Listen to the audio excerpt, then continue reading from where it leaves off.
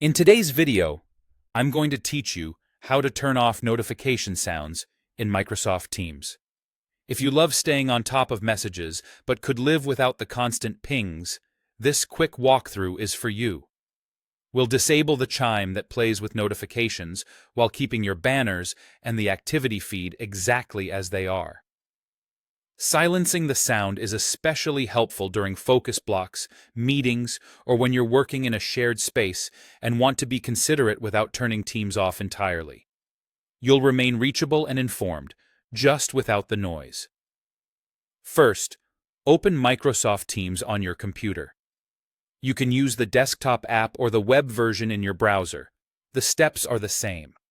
Once Teams is open and you're looking at your usual workspace, move your eyes to the top right corner. You'll see your profile picture or your initials in a small circle. Click that to open your account menu. From this menu, choose Settings.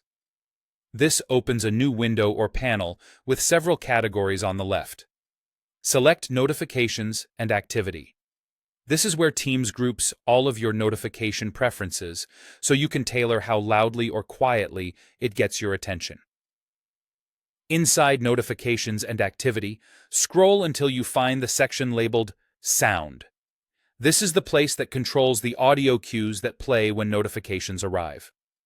Look for the option that says Play Sounds with Notifications. You'll see a toggle switch next to it.